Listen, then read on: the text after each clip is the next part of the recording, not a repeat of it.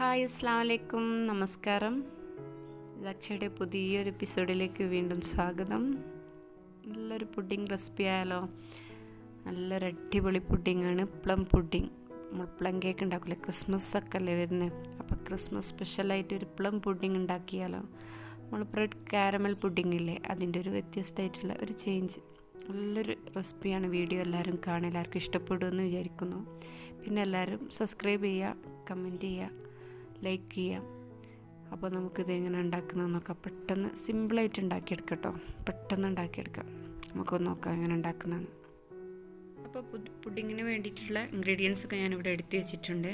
അതിൽ ഫസ്റ്റായിട്ട് ഞാൻ 1 hour സോക്ക് ചെയ്ത് വെച്ചതാണ് ഓറഞ്ച് നീല. 2 ഓറഞ്ചിൻ്റെ സത്ത് മാത്രം, ജ്യൂസ് മാത്രം എടുത്തിട്ട് അതിലേക്ക് ടൂട്ടി ഫ്രൂട്ടിയും റൈസിൻസും കാഷ്യൂ എല്ലാം കൂടെ, ബദാം ഉണ്ടെങ്കിൽ അതും എല്ലാം കൂടി സോക്ക് ചെയ്ത് വെച്ചതാണ്.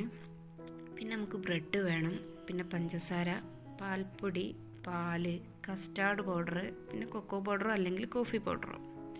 ഇനി നമ്മൾ എടുത്തു വെച്ച ബ്രെഡില്ലേ, അതിൻ്റെ 5 സ്ലൈസാണ് ഞാൻ എടുത്തത്. അതിൻ്റെ സൈഡ് വേണമെങ്കിൽ കട്ട് ചെയ്താളാം. എനിക്ക് വേറെ ആവശ്യത്തിന് വേണ്ടിയിട്ട് ഞാൻ കട്ട് ചെയ്തിട്ടുണ്ട്. എന്നിട്ട് അതൊന്ന് പൊടിച്ച് വെക്കുക. ബ്രെഡൊന്ന് പൊടിച്ച് വെക്കുക കേട്ടോ. 5 സ്ലൈസാണ് ഞാൻ എടുത്തത്. നമുക്ക് പുഡിംഗ് ഉണ്ടാക്കി തുടങ്ങാം. അതിന് വേണ്ടി ഞാനൊരു നോൺ സ്റ്റിക്ക് പാൻ അടുപ്പിൽ വെച്ച് അതിലേക്ക് 1.5 കപ്പ് പാൽ ഒഴിച്ച് കൊടുക്കുന്നുണ്ട്. അതൊന്ന് ചൂടാക്കിയെടുക്കാം. ഇനി അതിലേക്ക് നമുക്ക് പാൽപ്പൊടിയില്ലേ എടുത്ത് വെച്ച് അതൊന്ന് കലക്കിയിട്ട് അതും കൂടി ഒഴിച്ച് കൊടുക്കുക. അത് മിൽക്ക് മെയ്ഡിന് പകരമായിട്ട് ഞാൻ ഒഴിച്ച് കൊടുത്തതാണ്. ഇനി മിൽക്ക് മെയ്ഡ് ഉണ്ടെങ്കിൽ നിങ്ങൾക്ക് മിൽക്ക് മെയ്ഡും ആഡ് ചെയ്ത് കൊടുക്കാം. ഒന്ന് തിളപ്പിച്ചെടുക്കുക. പിന്നെ നമുക്ക് ആവശ്യത്തിനുള്ള പഞ്ചസാര, ഞാൻ 3/4 കപ്പ് പഞ്ചസാരയാണ് ഇവിടെ എടുത്തത്. നിങ്ങളുടെ ഇഷ്ടത്തിനനുസരിച്ച് നിങ്ങൾ ഇട്ട് കൊടുക്കുക. പഞ്ചസാരയും കൂടി ഇട്ടെടുത്തിട്ട് നന്നായിട്ടൊന്ന് മിക്സ് ചെയ്തെടുക്കുക. എന്നിട്ട് അതിലേക്ക് നമുക്ക് കോഫി പൗഡറാണ് നല്ലത്. കൊക്കോ പൗഡർ ആണെങ്കിൽ ലൈറ്റ് കളറാണെങ്കിൽ, ഇത് ഡാർക്ക് ആയതുകൊണ്ട് കുറച്ച് ഡാർക്കായി പോയിട്ടുണ്ട്. അപ്പോൾ അതൊന്ന് ശ്രദ്ധിക്കുക. കോഫി പൗഡർ ആണെങ്കിൽ അതിട്ടെടുത്താൽ മതി. ഇനി ഇതിലേക്ക് നമ്മൾ എടുത്ത് വെച്ച കസ്റ്റാർഡില്ലേ, 2 ടേബിൾ സ്പൂൺ കസ്റ്റാർഡാണ് കേട്ടോ ഞാൻ എടുത്തത്. അത് ഒന്ന് മിക്സ് ചെയ്ത്, പാലിൽ മിക്സ് ചെയ്തിട്ട് അതിലേക്ക് ഒഴിച്ച് കൊടുക്കുക. എന്നിട്ട് നന്നായിട്ടൊന്ന് അടി കരിയാതെ നന്നായിട്ട് ഇളക്കി കൊടുക്കുക. നന്നായിട്ടൊന്ന് മിക്സ് ചെയ്തെടുക്കുക, ഒന്ന് കുറുക്കിയെടുക്കുക. അങ്ങനെ ഈ പാൽ മിക്സ് നന്നായിട്ടൊന്ന് കുറുകി വന്നിട്ടുണ്ട് അല്ലേ, കസ്റ്റാർഡുമ്പോൾ ഒന്ന് കുറുകല്ലോ. ഇനി നമുക്കിതിലേക്ക് നമ്മൾ പൊടിച്ച് വെച്ച ബ്രെഡില്ലേ അതും കൂടി ചേർത്ത് കൊടുക്കുക. എന്നിട്ട് നന്നായിട്ടൊന്ന് ഇളക്കിയെടുക്കുക. അങ്ങനെ ആ പാലും ബ്രെഡെല്ലാം കൂടി നന്നായിട്ടൊന്ന് ഇളക്കിയെടുത്തിട്ടുണ്ട്. ഇതിൻ്റെ കളറ് ആ ഡാർക്കായി, ചോക്ലേറ്റിൻ്റെ പൗഡർ ഡാർക്കായി പോയിട്ട് കേട്ടോ. അതിൻ്റെ ലൈറ്റ് ചോക്ലേറ്റ് ആണെങ്കിൽ നല്ലൊരു കളറും കിട്ടും നമുക്ക്. ഇനി ഇതിലേക്ക് നമുക്ക് നമ്മളെടുത്ത് വെച്ച ആ ഡ്രൈ ഫ്രൂട്ട്സിലെ സോക്ക് ചെയ്ത് വെച്ച് അതും കൂടി ചേർത്ത് കൊടുത്ത് നമുക്ക് തീ ഓഫ് ചെയ്തെടുക്കാം. അങ്ങനെ ഫ്ലെയിമൊക്കെ ഓഫ് ആക്കിയിട്ടുണ്ട്. ഇനി നന്നായിട്ട് ഇളക്കി മിക്സ് ചെയ്തിട്ട് നല്ലൊരു എന്താ പറയുക, ആ ഓറഞ്ചിൻ്റെ ടേസ്റ്റോ ഡ്രൈ ഫ്രൂട്ട്സിൻ്റെ ടേസ്റ്റ് എല്ലാം കൂടി വരുമ്പോൾ, നമ്മളിതിൽ കാരമൽ പുഡിംഗ് ആണെങ്കിൽ മുട്ട ഇടുന്നുണ്ടല്ലോ, ഇതിൽ മുട്ട ഇടുന്നില്ല.